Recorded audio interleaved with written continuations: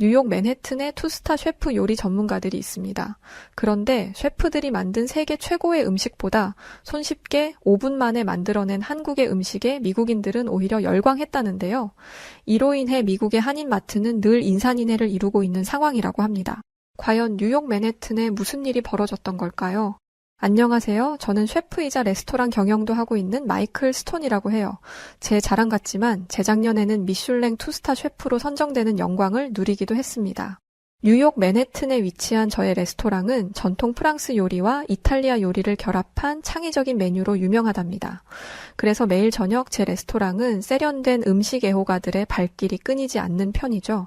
재작년에 미슐랭 투스타 셰프라는 타이틀을 받을 때 저는 전 세계 음식 트렌드를 이끄는 인물로 평가를 받았지만 사실 저는 꽤 보수적인 입맛과 요리 철학을 가지고 있답니다. 그래서 프랑스와 이탈리아 요리가 세계 요리의 정점이라는 확신에 가까운 신념을 가지고 있어요. 그 외 다른 나라의 요리는 그냥 끼니를 때우는 음식으로 생각하는 편이죠. 그래서 동료 셰프들과의 대화에서도 저는 종종 아시아 요리를 폄하하곤 했어요. 한자리에서 이런 말을 한 적도 있었죠.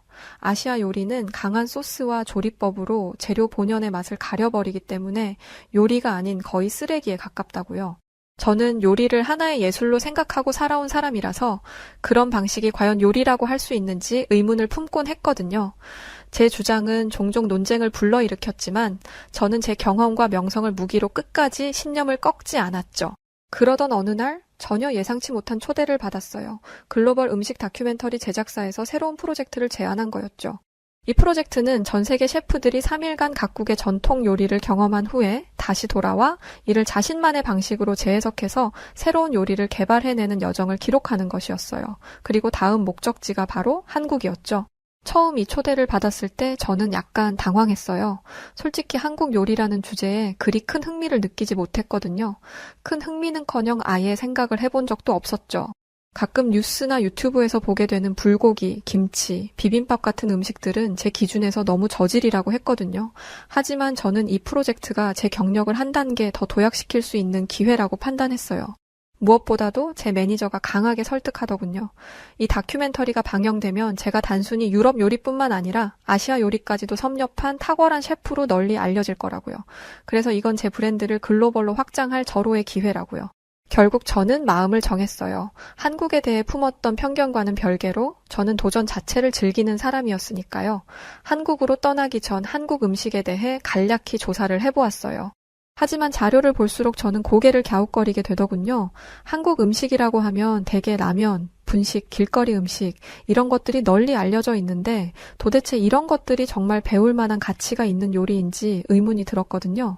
그래서 10분쯤 살펴보다가 이건 전혀 배울 필요가 없다는 판단을 하고 조사를 그만두었어요. 하지만 사실 그런 건 아무 상관이 없었어요. 한국 음식이야 어떻든 간에 어차피 저의 목적은 요리가 아니라 저의 명성을 높이는 데 있었을 뿐이니까요. 한국으로의 출장 준비를 위해 회의실에 모인 제작진과 동료 셰프들은 한국 음식을 주제로 이야기를 나누기 시작했어요. 대화가 점점 활기를 띠던 중 다른 동료 셰프와 한 제작진이 저에게 한국 라면이 전 세계적으로 유명하다는 이야기를 꺼내더군요. 자기도 몇 번 먹어봤는데 한국에서 라면을 못 먹어보고 오면 진짜 손해라는 말도 있을 정도라고 덧붙였죠. 그 말을 듣고 저는 어깨를 으쓱하며 입꼬리를 비틀어 올렸죠.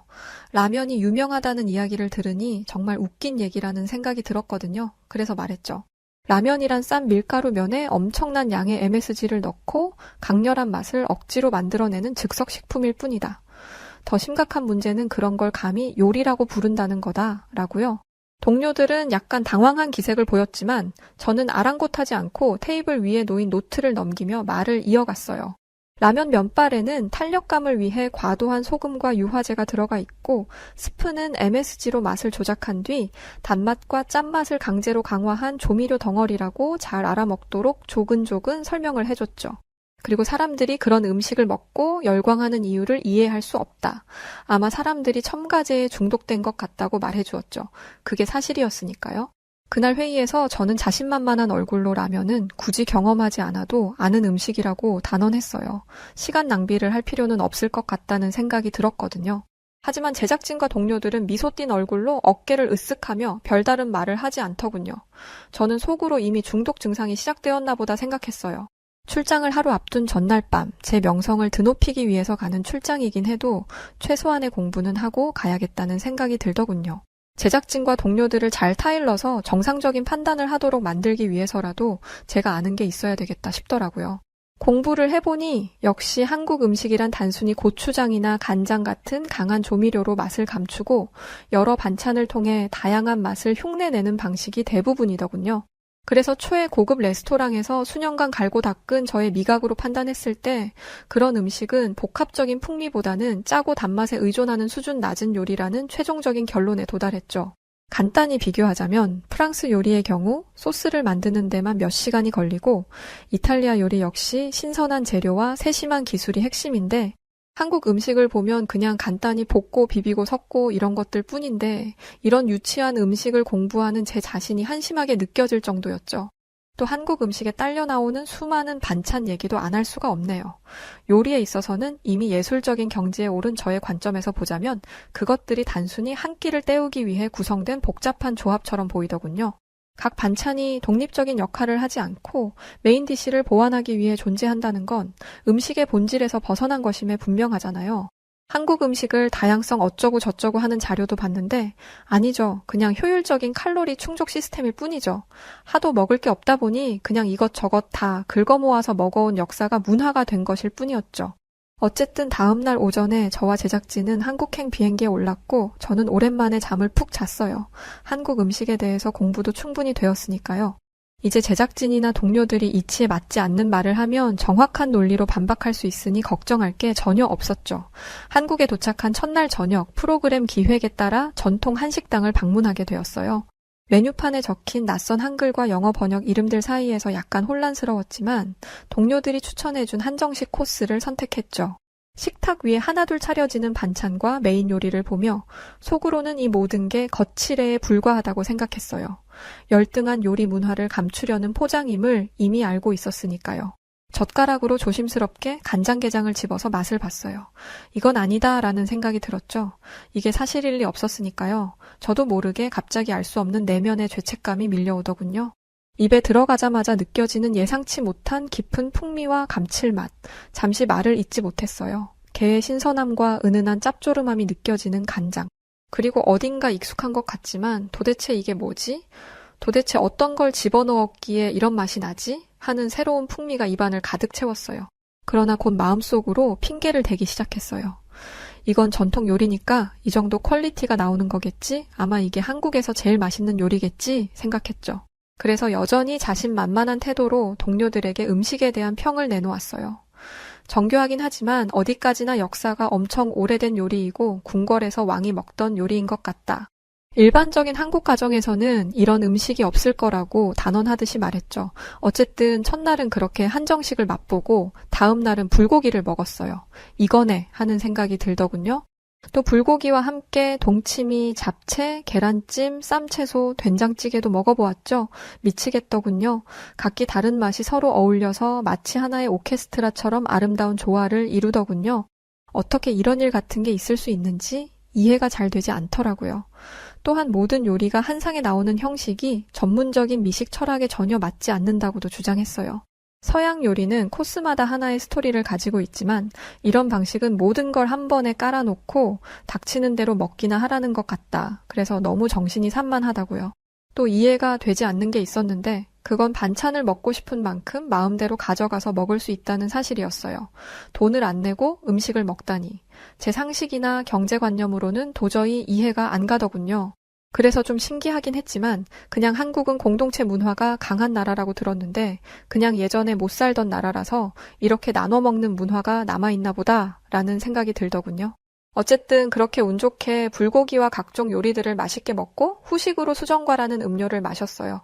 왠지 마음이 아파오더군요. 마음속에서는 또 다른 제가 저를 쳐다보면서 거짓말쟁이 이제 진실을 말해 라고 욕하는 소리가 들리는 것 같았거든요. 저의 절대 미각으로 보았을 때 어쨌든 뭔가 특이한 화학 조미료를 넣은 게 확실한데 아무리 생각해도 그게 뭔지 추측조차 되지 않더라고요. 분명히 화학적인 맛이 나긴 나는데 또 그게 아닌가 싶은 생각도 스멀스멀 올라오더라고요.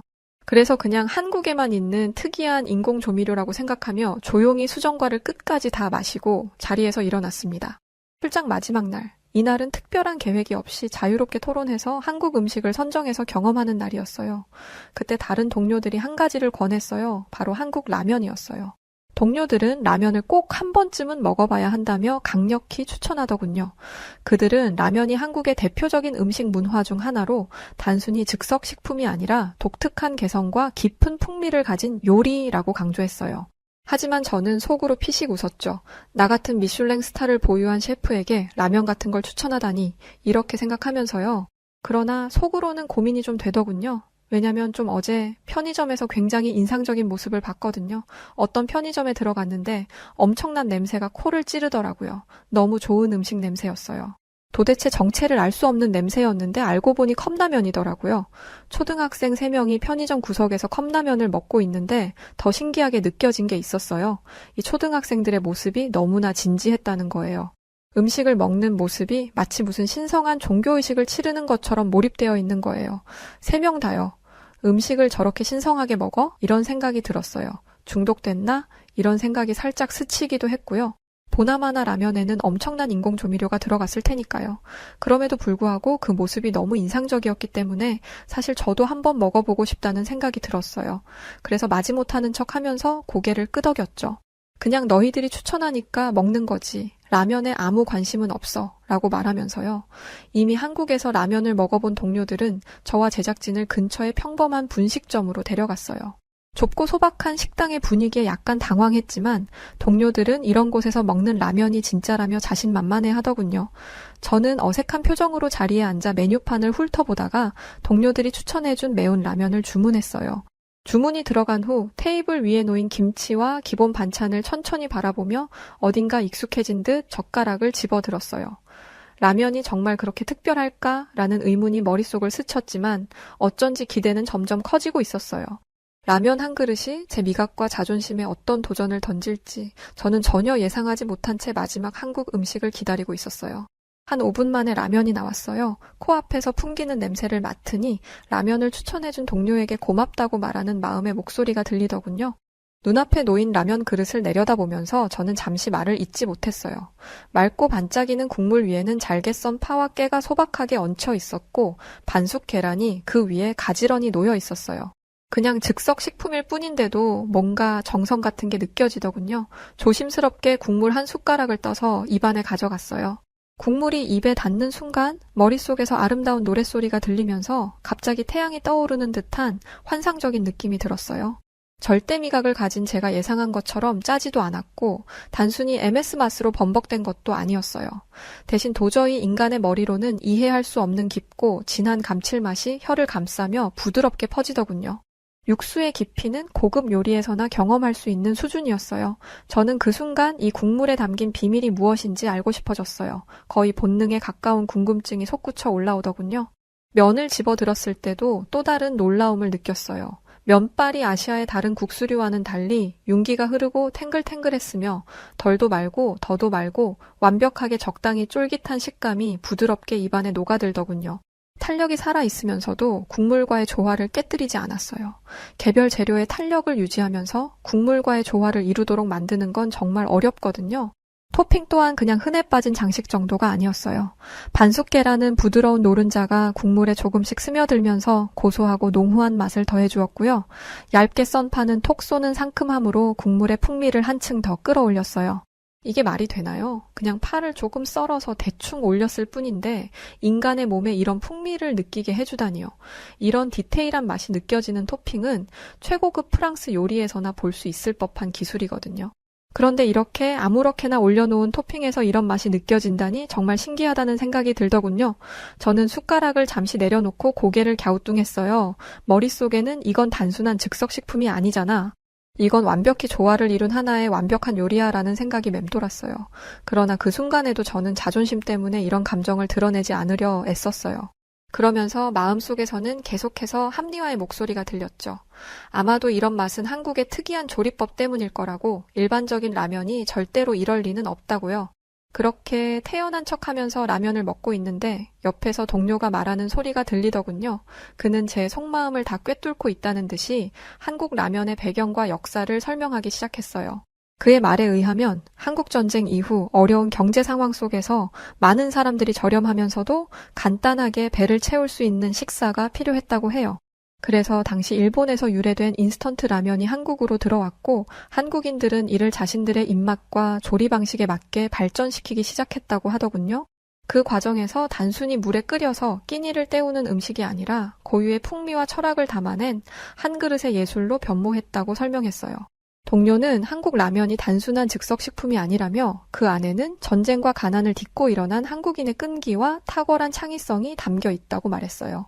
한국인에게 있어서 라면은 처음에는 생존을 위한 음식이었지만 시간이 지나면서 사람들은 여기에 자신들만의 고유한 정체성을 녹여 넣었다고요.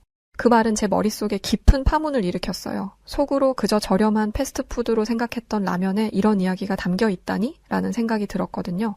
동료는 또 제 속마음을 안다는 듯이 한국 라면이 어떻게 지역마다 다른 특성을 가지게 되었는지, 그리고 현대에는 프리미엄 라면 시장까지 형성되면서 세계적으로 인정받는 음식이 되었는지 말해주더군요. 특히 라면의 국물은 한국 요리의 핵심인 장문화와 맞닿아 있다고 했어요.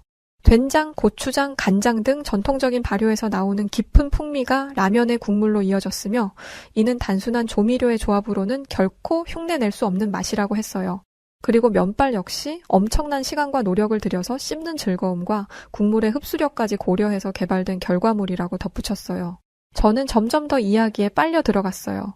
속으로 지금 내 앞에 놓인 이 라면이 단순히 공장에서 찍어낸 음식이 아니라 한국의 문화와 역사가 녹아든 정통 요리라는 건가? 라는 생각이 들었어요. 그제야 제가 먹고 있던 라면의 국물 한 모금, 면 한 가닥의 무게가 다르게 느껴지더군요. 하지만 여전히 표정은 무심한 척을 유지하려 애썼어요. 그때 옆에서 저희 얘기를 듣고 있던 제작진이 새로운 제안을 했어요. 요즘 한국 라면이 전 세계적으로 히트를 치고 있어서 한국 라면 회사에서 외국인을 대상으로 하는 라면 공장 견학 프로그램을 열고 있다. 그러니 일정을 하루 더 연기해서 내일 한국 라면 공장에 가서 제조 과정을 직접 보는 게 어떻겠느냐고요. 물론 저는 아무 대답을 안 하고 있었죠. 그동안 한국 음식과 한국 라면이 얼마나 허접한지 떠들어댔는데 이제 와서 찬성을 하자니 너무 민망한 기분이 들었거든요. 하지만 다행히 옆에 동료들이 적극적으로 찬성을 하더군요. 이렇게 글을 쓰다 보니 그 동료들에게 다시 한번 감사한 마음이 드네요. 그 견학이 제 인생을 완전히 바꿔버렸으니까요. 다음 날 저는 제일 먼저 일어났습니다. 오늘은 한국 라면 공장을 방문하는 날이니까요. 공장에 도착하자 입구부터 풍겨오는 신선한 향신료 냄새에 놀랐어요. 동료는 이곳이 단순히 라면을 만드는 공장이 아니라 전면의 건강을 중시하는 소비자들을 위해 저염 라면, 글루텐 프리 라면, 면 대신 곤약이나 두부로 만든 대체 라면 같은 제품들도 출시되었는데 이는 전통적인 인스턴트 라면의 틀을 깨는 시도로 높이 평가받고 있다고 덧붙였어요. 또한 한국 라면은 조리 방식에서도 크게 진화했다고 설명했어요. 컵라면의 등장은 누구나 손쉽게 라면을 즐길 수 있게 했고 전자레인지 조리가 가능한 제품과 바로 먹을 수 있는 즉석 용기 라면까지 시장에 등장하며 소비자의 편의를 극대화했다고 했어요. 이는 단순히 빠르게 조리되는 라면이라는 이미지를 넘어서 어디서든 접근 가능한 유연한 식사로 진화한 사례라고 하더군요. 이어서 저희는 직원의 안내로 라면 역사관으로 향했어요. 문을 열자마자 마주한 것은 벽을 가득 채운 세계 각국의 라면 포장지와 사진들이었어요. 각 나라별로 독특한 맛과 형태로 변신한 라면들이 한눈에 들어왔어요. 저는 이곳에서 라면이 단순히 한 나라의 음식이 아니라 전 세계적으로 사랑받는 글로벌 푸드라는 것을 새삼 실감했어요. 가장 먼저 눈에 들어온 것은 전 세계 라면 소비량 1위라는 타이틀이었어요. 화면에는 수많은 사람들이 라면을 즐기는 모습이 이어졌고 거대한 그래프가 각 대륙별 소비량을 보여주고 있었죠. 아시아는 물론이고 유럽과 북미, 심지어는 아프리카에서도 라면이 중요한 식품으로 자리 잡았다는 사실에 깜짝 놀라버리고 말았어요. 특히 어떤 나라에서는 라면이 비상식량이나 글로벌 히트작으로 자리 잡고 있다는 이야기는 이미 알고 있었지만 실제 데이터를 보니 더 놀라웠어요. 수출량, 매출, 그리고 소셜미디어에서의 반응까지 모든 면에서 압도적인 성과를 기록하고 있었어요. 저는 화면을 넘길수록 라면이 단순히 한국에서 시작된 음식이 아니라 세계의 음식 문화와 조화를 이루며 진화하고 있다는 사실에 감탄했어요. 마지막으로 직원은 라면이 단순히 인스턴트 음식에서 시작했지만 이제는 하나의 문화이자 상징이 되었어요 라고 말했어요. 저는 그 말을 들으며 제 앞에 놓인 라면 한 그릇이 단순히 면과 국물로 이루어진 것이 아니라 세계 사람들의 삶과 문화, 그리고 행복을 연결하는 달이라는 것을 실감했어요. 그렇게 3일간의 한국 일정을 마치고 미국으로 돌아왔어요. 돌아오니 마침 뉴욕타임즈와 CNN 같은 주요 언론에서 이런 보도가 나오더군요. 한국의 라면과 라면에서 기반한 다양한 요리들이 미국을 넘어 유럽, 아시아, 호주로도 전파되었다. 한국 라면은 이제 단순한 패스트푸드를 넘어 새로운 미식 트렌드의 중심에 서 있다라고요. 저는 그런 방송 내용들을 보며 흐뭇하게 미소를 지으며 주방에 들어섰어요. 제 머릿속에는 여전히 한국 라면의 깊은 향과 풍미가 머릿속을 맴돌았고, 저는 이제 한국에서 배운 것을 활용해 새로운 요리를 만들어야겠다는 결심을 했죠. 몇 달간 치열하게 연구한 끝에 저는 한국 라면을 활용한 퓨전 요리를 저희 레스토랑에서 선보였어요. 예를 들어 크리미 스파이시 라면 알프레도는 크림 소스와 매운 라면 스프를 결합한 요리인데요. 파스타와 라면의 조화를 극대화한 메뉴였어요. 손님들은 이 요리를 두고 파스타의 부드러움과 라면의 독특한 풍미가 완벽하게 어우러졌다고 평가해 주셨어요.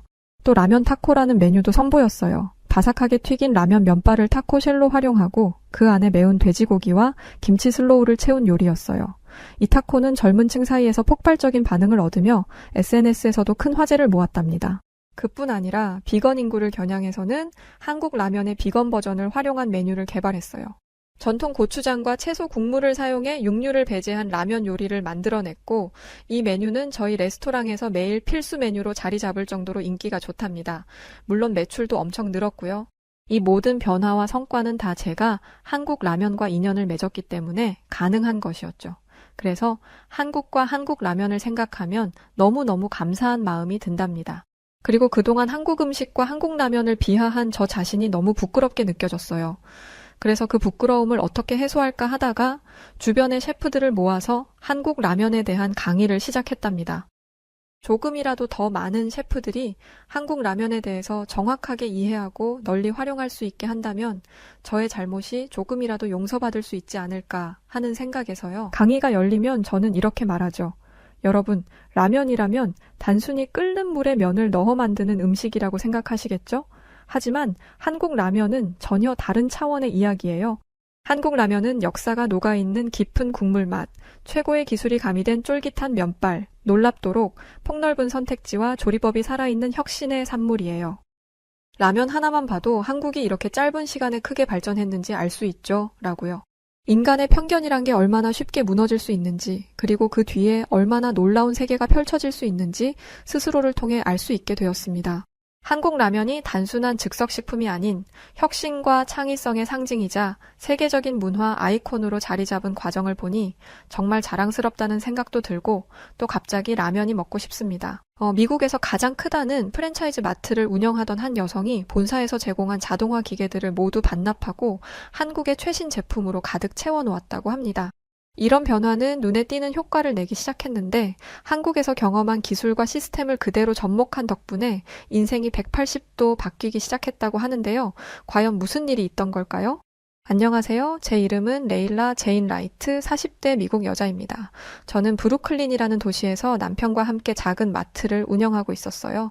비록 마트 일이 힘들고 큰 돈을 벌지는 못했지만 그래도 남편과 저 둘이 먹고 사는 데는 문제가 없었어요. 얼마 전에는 조금 여유가 생겨서 스텔라라는 여직원도 새로 고용했는데 스텔라가 예쁘고 밝은 아가씨여서 그런지 평소보다 마트를 찾는 손님도 는 것 같았죠. 그때까지만 해도 저는 이렇게 열심히 일하면서 남편과 함께 계속 행복하게 살 줄 알았어요. 앞으로 제게 어떤 끔찍한 비극이 닥쳐올 줄은 모른 채 말이죠. 그 일로 인해 제 멘탈은 완전히 박살 나버렸고 저는 그대로 제 인생이 끝나는 줄만 알았어요. 하지만 그때 기적처럼 저는 어떤 한국인을 만나게 되었고 그날 이후 저는 인생 역전을 이루게 되었답니다. 그럼 지금부터 제가 겪은 놀라운 일들을 말씀드릴게요. 스텔라를 고용한 뒤 한 달쯤 지났을 때였어요. 어느 날부터인가 남편은 주말마다 친구를 만난다며 아침 일찍 나가서는 늦은 밤이 되어서야 집에 돌아오기 시작하더군요.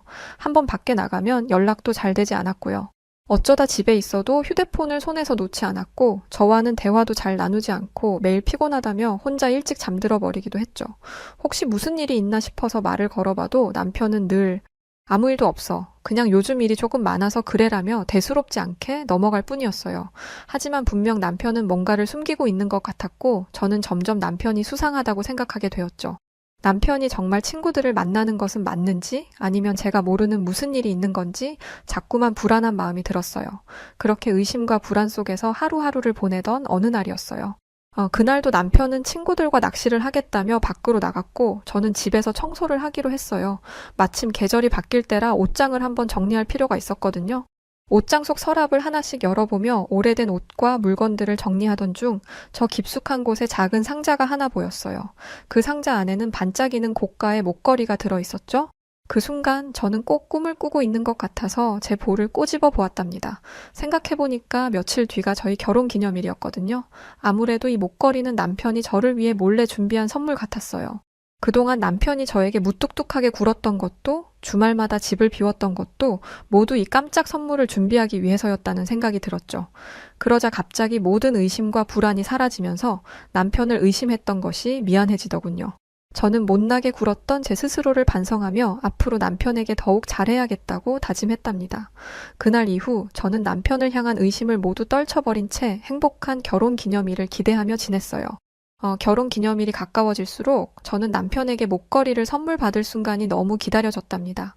그 순간을 상상할 때마다 저도 모르게 미소가 지어졌죠. 며칠 뒤 마침내 저희 부부의 결혼 기념일이 되었고 저는 아침 일찍부터 잔뜩 기대에 부풀어 있었어요. 남편은 시치미를 뚝 떼고 아무것도 모르는 척 행동하고 있었지만 저는 그가 일부러 그러는 것이라고 생각했죠. 아마 오늘 저녁을 먹으며 나에게 목걸이를 건네겠지? 깜짝 놀란 연기를 잘 할 수 있을지 모르겠네. 저는 이렇게 생각하며 설레는 마음을 안고 마트에 출근했습니다. 그런데 마트에 도착한 순간 저는 충격적인 광경을 목격하고 말았어요. 글쎄, 스텔라의 목에 그 목걸이가 걸려 있는 게 아니겠어요? 제가 며칠 전 남편의 서랍에서 발견했던 그 예쁜 목걸이 말이죠. 저는 처음에 제가 잘못 본 건가 싶었어요. 하지만 가까이 다가가서 보니 그것은 문제의 그 목걸이가 맞았어요.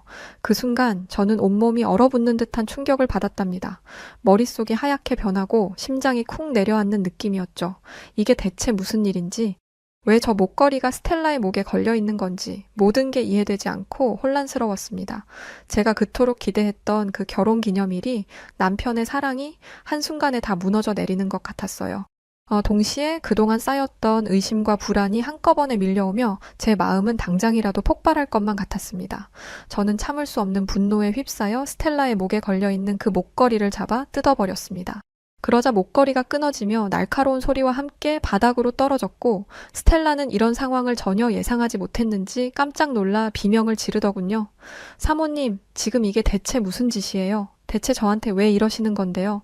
적반하장도 유분수지 스텔라는 저를 바라보며 되려 큰 소리를 치더군요. 그 태도가 저를 더욱 분노하게 만들었고 저는 떨리는 목소리로 이렇게 따져 물었습니다. 내가 왜 이러는지는 네가 더 잘 알 텐데? 이 목걸이, 이걸 왜 네가 가지고 있는 거야? 그때 소란을 듣고 남편이 급히 달려오더군요. 그러자 스텔라는 제 남편에게 착 달라붙어 불쌍한 척을 하며 눈물 바람을 하기 시작했어요. 그러자 남편은 스텔라를 달래며 도끼 눈을 뜨고 당장이라도 저를 잡아먹을 듯 악을 쓰며 소리를 지르더군요. 당신, 지금 고작 목걸이 하나 때문에 이 사달을 낸 거야? 당신 이렇게 욕심 많은 여자였어?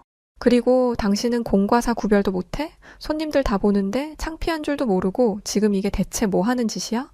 남편이 내뱉는 말들에 저는 심장이 멎는 듯한 기분이 들었어요. 그동안 부부로서 우리가 쌓아온 모든 것들이 무너져 내리는 것 같았죠. 제가 버젓이 눈을 뜨고 있는데 제 앞에서 스텔라만 감싸고 도는 남편을 보면서 저는 이제 더 이상 이 관계를 지속할 수 없다는 사실을 깨달았습니다. 진심을 다해 사랑했던 사람에게서 돌아온 것은 배신뿐이었고 그렇게 저의 결혼 생활은 끝이 나버렸죠. 그날 이후 저는 마음을 굳게 먹고 이혼 절차를 밟기 시작했어요. 그나마 다행인 것은 남편이 명백한 유책 배우자였기에 이혼 과정에서 제가 많은 재산을 가져올 수 있었다는 것이었죠. 저는 이혼이 남긴 아픔을 빨리 떨쳐버리기 위해서라도 이 돈을 가지고 새로운 사업을 해보기로 했어요. 하지만 배운 게 도둑질이라고 아무래도 익숙한 일이 편했고 결국 저는 옆 동네에서 프랜차이즈 마트를 개업하기로 했답니다. 새로 시작한 마트는 프랜차이즈 본사의 지원을 받았고 그 덕분에 초기 운영은 비교적 순조로웠어요. 하지만 저 혼자서 마트를 운영하기에는 무리가 있었죠. 직원 관리부터 재고 관리까지 신경 써야 할 일이 한두 가지가 아니었거든요. 결국 저는 본사가 권유하는 대로 셀프 계산대를 도입하기로 했답니다. 셀프 계산대는 고객들이 스스로 물건을 계산할 수 있기 때문에 마트 운영이 더 쉬워질 거라고 생각했거든요. 하지만 이것은 저의 엄청난 착각이었어요. 우선 나이 드신 분들이나 최신 기기에 익숙하지 않은 손님들은 셀프 계산대를 이용하는 것을 너무 어려워하셨어요. 설상가상 계산기가 자꾸만 결제 오류를 일으키며 손님들에게 불편을 주기도 했어요. 상황이 이렇게 되다 보니 저는 손님들의 불편을 해소하기 위해 직원을 더 고용해야 했습니다. 결국 셀프 계산대를 도입해서 인건비를 절약해 보려던 제 계획은 실패하고 말았죠. 게다가 어떤 손님들은 셀프 계산대의 허점을 이용하여 도둑질을 하기도 했어요. 셀프 계산대에서는 바코드 스캔부터 결제까지 모든 것을 손님의 양심에 맡기는데 양심에 털난 사람들이 정말 많더군요. 물건을 스캔하는 척하면서 실제로는 계산을 하지 않은 채 그냥 가방에 넣어버리거나 기계를 조작해서 계산기 안에 들어있던 현금을 훔쳐가는 일까지 벌어졌죠. 이런 일이 몇 번 반복되자 저는 엄청난 손실을 입게 되었어요. 결국 저는 본사에 찾아가 컴플레인을 걸기로 했어요. 본사의 권유에 따라 도입한 셀프 계산대가 골칫덩이로 전락했으니까요. 저는 담당 직원에게 가서 셀프 계산대가 얼마나 문제가 많은지에 대해 자세히 설명했습니다. 그러자 그 직원은 한숨을 푹 쉬더니 충격적인 사실을 말해주더군요. 사실 요즘 셀프 계산대를 대부분 철수하는 추세예요. 월마트나 코스트코에서도 셀프 계산대를 아예 없애고 직원이 직접 계산하는 방식으로 돌아가자는 계획까지 검토 중이죠. 처음에는 셀프 계산대가 혁신적인 아이디어처럼 보였지만 실제 운영에서 여러 가지 문제들이 드러나면서 손님들이나 점주들 사이에서 불만이 많아졌거든요. 이 말을 들은 저는 화가 치밀어 올랐습니다. 본사가 셀프 계산대를 도입해보라고 적극적으로 권유했기에 저는 믿고 따랐을 뿐인데 이런 결과가 나오다니 어처구니가 없었죠. 결국 저는 분노를 참지 못하고 이렇게 따져 묻기 시작했어요. 그럼 왜 저한테 셀프 계산대를 도입하라고 했던 거죠? 셀프 계산대 시스템이 이렇게 엉망인 줄 알았다면 처음부터 권유하지 말았어야죠. 그러자 그 직원은 난감하다는 표정을 지으며 이렇게 해명하더군요. 정말 죄송합니다, 점주님. 하지만 저희도 셀프 계산대가 미국에서 이렇게 많은 문제를 일으킬 줄은 정말 몰랐어요. 사실 저희가 시장 조사를 했을 때 한국에서는 셀프 계산대와 무인 가게가 아무 문제 없이 잘 운영되고 있다는 보고를 받았거든요. 한국의 마트나 편의점에서는 셀프 계산대가 성공적으로 자리 잡았을 뿐만 아니라 손님들 사이에서도 호평을 받았다는 이야기가 많았어요. 그래서 저희는 미국에서도 이 시스템이 통할 거라고 생각했던 거죠. 직원의 해명을 들으면서 저는 일이 어떻게 된 것인지 이해할 수는 있었지만 그래도 여전히 화가 치밀어 올랐어요. 어쨌든 우리 마트는 엄청난 손해를 입었고 이건 모두 충분한 검토 없이 셀프 계산대를 도입하도록 권유한 본사의 잘못이었으니까요. 제가 이런 문제점을 지적하자 본사 직원은 잠시 고민하는 표정을 짓더니 제게 한 가지 제안을 하더군요. 사실 얼마 후에 본사에서 한국 마트로 직원을 파견할 예정이거든요. 왜 한국에서는 셀프 계산대가 성공적으로 도입된 것인지 직접 가서 확인하려고요. 보상이라고 하기는 뭐하지만 점주님도 그때 저희와 같이 한국에 가보지 않으시겠어요? 그러면서 이 직원은 한국 마트에 직접 가보면 셀프 계산대의 장단점을 더 잘 이해할 수 있을 것이고 그러면 어떻게든 마트에 긍정적인 변화를 가져올 수 있다고 하더군요. 한국 마트가 세계적으로 인정받는 시스템을 갖추고 있다며 그곳의 운영 방식을 직접 보면 어떻게든 제 마트에도 긍정적인 변화를 가져올 수 있을 거라고 하더군요. 직원의 말은 제 마음을 흔들었고 결국 저는 직원의 제안을 받아들이기로 했죠. 다소 충동적이었던 이 결정은 제 인생을 송두리째 바꿔버렸답니다. 며칠 뒤 한국에 도착한 저는 우선 저희 본사와 협업을 맺고 있는 한국의 대형 마트 물류창고를 방문했어요. 그런데 이곳은 물류창고라기보다는 마치 2500년대에 운영 중인 최첨단 공장 같더군요.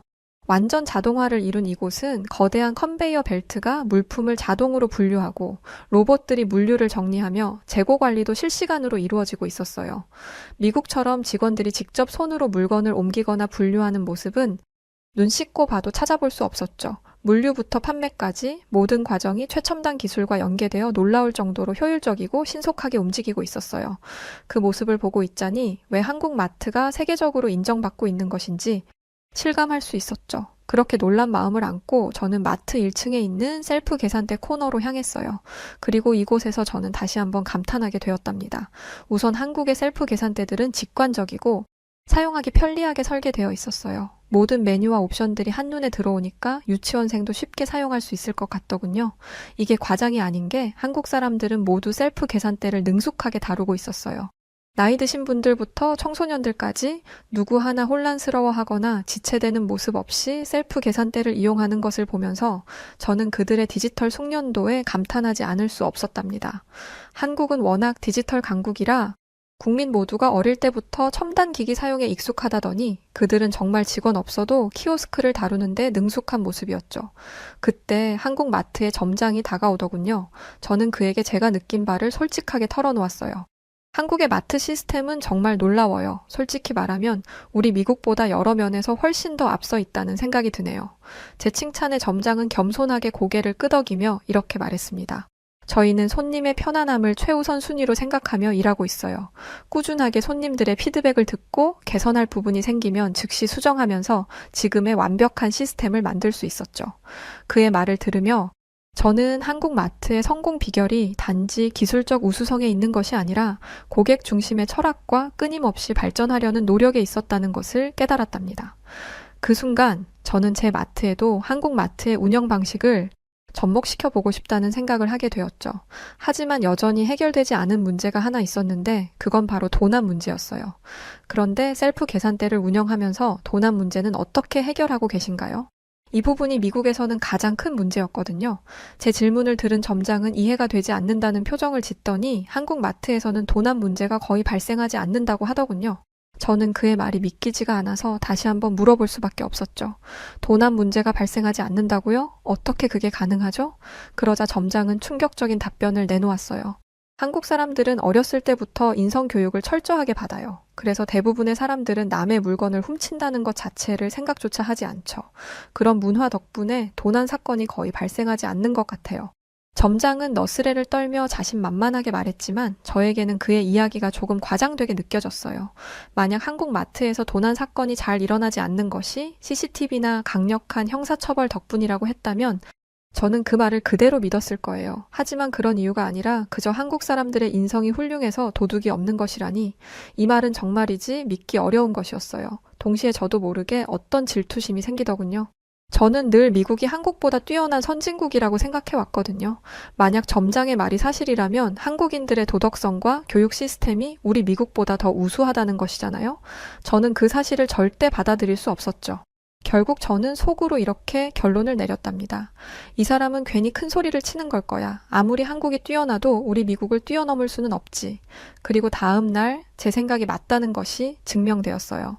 그날도 저는 한국 마트를 견학하러 왔는데 얼마쯤 시간이 흘렀을까? 마트 입구 쪽에서 소란스러운 경보음이 들려오더군요. 불이 나게 달려가 보니 어떤 남자가 마트 물건을 훔치려다 붙잡혀 있었어요. 그 순간 저는 역시 내 생각이 맞았어. 그렇게 잘난 척을 하더니 한국도 별것 아니네 라고 생각했죠.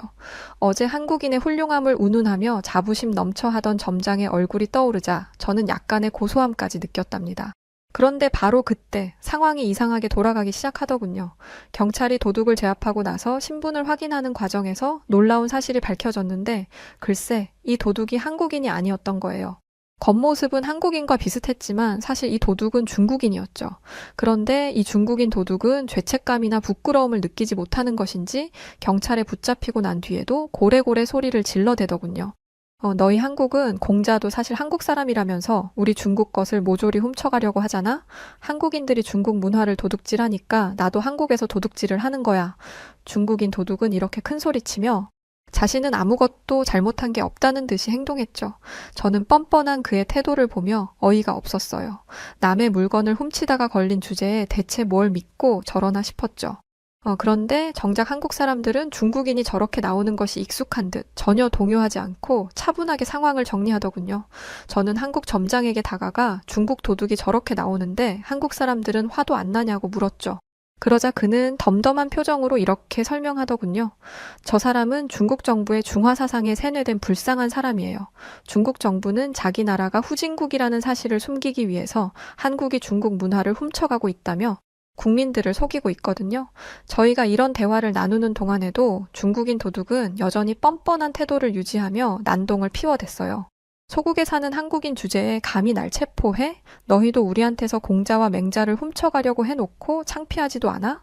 그때 그의 몰상식한 행동을 참다 못한 한국 경찰이 날카로운 일침을 날리기 시작했습니다.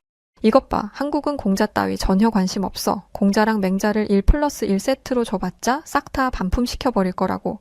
경찰의 단호한 말에 중국 도둑은 당황한 듯 입을 다물지 못하더군요. 그런 그를 향해 한국 경찰의 참교육은 계속되었어요. 경찰이 한마디를 내뱉을 때마다 중국 도둑이 갖고 있던 문화적 우월감은 하나씩 박살나기 시작했죠. 뻔뻔한 것도 정도껏 해야지. 감히 누가 누굴 보고 도둑이래? 너희 중국인들이 우리나라에 들어올 때마다 얼마나 많은 범죄가 일어나는 줄 알아. 경찰은 중국인들이 한국의 주요 관광지마다 찾아와서 도둑질을 일삼고 있다며 중국인들의 몰지각한 행동들을 나열하는데 정말이지 들을수록 가관이더군요. 어떤 중국인은 면세점에서 2,500만 원 상당의 시계를 훔치다 잡히기도 했고, 또 다른 중국인은 목욕탕에서 여성들을 불법으로 촬영하다가 강제 추방을 당하기도 했더군요. 뿐만 아니라 대로변에서 바지를 내리고 대소변을 보는 등 각종 추태를 일삼고 있다고 했어요. 상황이 이렇다 보니 요즘 한국 경찰들은 중국인 관련 범죄에 빠르게 대응하기 위해 중국어를 배우고 있기까지 하다더군요. 남의 나라에 와서 민폐 그만 끼치고 당신이 저지른 죗값이나 치를 준비해. 경찰은 그렇게 말하며 중국 도둑을 경찰차에 태워 떠났고, 그 모습을 지켜보던 저는 복잡한 기분이 들었어요. 한국을 소국이라고 부르며 함부로 무시하던 그 도둑의 태도를 보면서 문득 제가 미국 출신이라는 이유로 한국의 뛰어남을 인정하지 않았던 일이 떠올랐거든요. 그 순간 저도 그 도둑과 크게 다를 바 없다는 생각이 들었고 엄청난 부끄러움과 함께 제 행동을 반성하게 되었답니다. 사실 한국은 미국도 해내지 못한 일들을 척척 성공시키는 대단한 인류 국가인데 무슨 자존심인지 저는 그것을 받아들이지 못했던 것 같아요. 솔직히 말하면 이번에 한국에 와서 한국인의 훌륭한 인성과 한국이 갖춘 뛰어난 인프라와 시스템들의 몇 번이나 경외심을 느꼈으면서도 말이죠. 저는 이제라도 정신 차리고 한국에 앞서가는 면들을 제 삶에 접목시켜 보기로 결심했답니다. 그러면 제 인생이 180도 달라질 거라는 확신이 생겼거든요. 얼마 후 미국으로 돌아온 저는 한국에서 배운 노하우를 이용해 제 마트를 변화시키기 시작했어요. 우선 미국산 셀프 계산기를 본사에 반납한 뒤 한국산 최신 셀프 계산대를 들여놓았죠. 모든 메뉴와 옵션이 한눈에 들어오고 계산 과정도 매우 간단한 한국산 계산대로 인해 손님들은 전에 비해 훨씬 빠르고 편리하게 계산을 할 수 있었답니다. 이 변화는 눈에 띄는 효과를 내기 시작했는데 손님들은 한국산 계산대를 사용할 때마다 그 편리함에 감탄하며 저에게 왜 진작 이렇게 좋은 계산대를 들여놓지 않았냐고 타박하기도 했답니다. 그런 말을 들을 때마다 저는 웃으며 이 기계는 한국에서 어렵게 들여온 것이라고 설명했죠. 그러면 손님들은 역시 그럴 줄 알았다며 한국산 제품이 정말 우수하다는 이야기를 하시더군요. 손님들의 이런 반응을 보면서 저는 한국에 갔던 것이 제게 얼마나 큰 행운이었는지를 체감했답니다. 한국에서 경험한 기술과 시스템을 도입한 덕분에 마트 운영이 훨씬 더 쉬워졌고 고객 만족도도 눈에 띄게 높아졌으니까요. 그리고 이는 마트의 매출 상승으로 이어졌죠. 어느새 저는 미국산 셀프 계산대로 입었던 손해를 모두 복구할 수 있었답니다. 자신감을 얻은 저는 한국 마트의 훌륭한 점들을 조금 더 가져와 보기로 했어요. 첫 번째로 저는 제 마트의 운영 방식을 한국식 하이브리드 마트로 바꾸기로 했는데 이것은 낮에는 사람이 마트를 운영하고 늦은 밤과 새벽 시간에는 완전 자동화 시스템을 통해 마트를 무인으로 열어두는 것이었죠. 물론 여전히 도둑이 들어오지는 않을까 걱정이 되기는 했지만 그래도 이제 제게는 한국이라는 비장의 무기가 있었어요. 우선 마트 입구에 한국에서 들여온 보안용 안면인식 장치를 설치해 두었고 밤에는 현금이 아닌 다른 수단을 통해서만 결제가 가능한 캐시리스 결제 시스템도 도입했죠. 그러자 놀라운 일이 벌어지기 시작했습니다. 실제로 도난 사건 발생률이 크게 감소한 거예요. 얼마 지나지 않아 저희 마트는 동네에서 쇼핑하기 편하고 안전한 곳으로 소문이 났고 온 동네 사람들이 저희 마트로 쇼핑을 하러 오기 시작했어요. 결국 그 달 저는 최대 매출을 찍을 수 있었답니다. 그렇게 매일 행복한 비명을 지르며 마트를 운영하던 어느 날이었어요. 난데없이 전 남편이 제 마트에 찾아왔답니다. 그동안 바로 옆 동네에 살면서도 연락 한 번 한 적 없었으면서 이제 와서 왜 갑자기 저를 찾아온 것인지 저는 그 이유가 궁금했죠. 그런데 전 남편은 불쾌한 표정을 지으며 성큼성큼 다가오더니 다짜고짜 제게 소리를 질러대기 시작했어요. 당신 때문에 우리 마트가 장사가 안 돼. 설마 당신 나한테 복수하려고 이러는 거야? 말해봐, 대체 마트에 무슨 짓을 한 거냐고. 알고 봤더니 제 마트가 인기를 얻으면서 전 남편의 마트가 쪽박을 차게 된 것이었고, 전 남편은 그것이 전부 제 탓이라고 생각해 이렇게 찾아와 행패를 부린 것이었죠. 예전 같았으면 그의 말에 상처를 받았을지도 모르지만 이제는 아니었어요. 저는 한국에 다녀온 뒤로 옳고 그름을 명확하게 구분할 수 있게 되었고, 전에 비해 훨씬 더 성장해 있었거든요. 저는 흔들림 없는 얼굴로 전 남편에게 이렇게 말했답니다. 불륜이나 저지르고 다니는 인간이 부끄러운 줄도 모르고 감히 어딜 와서 행패야. 여긴 내가 노력해서 일군 소중한 내 마트야. 그러니까 당장 꺼져. 그럼에도 전 남편은 여전히 정신을 못 차린 채 저를 향해 이렇게 따져 물었어요.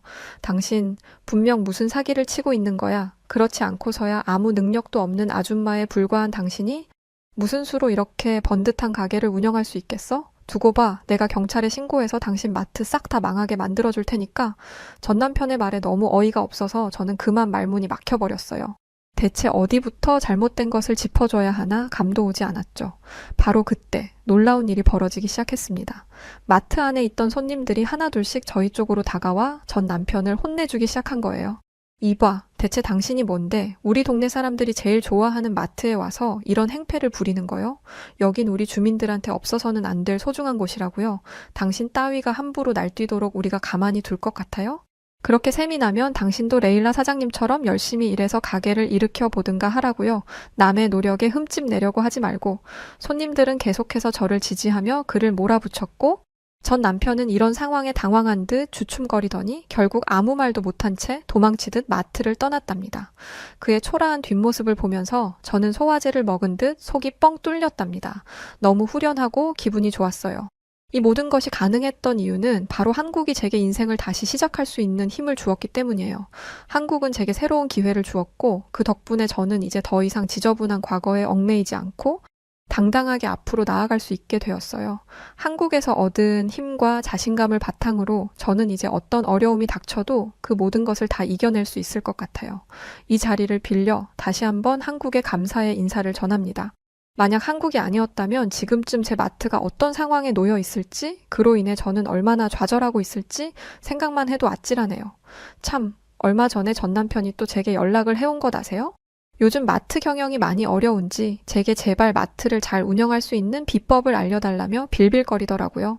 건너 소문을 들어보니 전 남편의 주머니 사정이 어려워지자 스텔라는 바로 그에게 이별을 선언했다고 하더군요.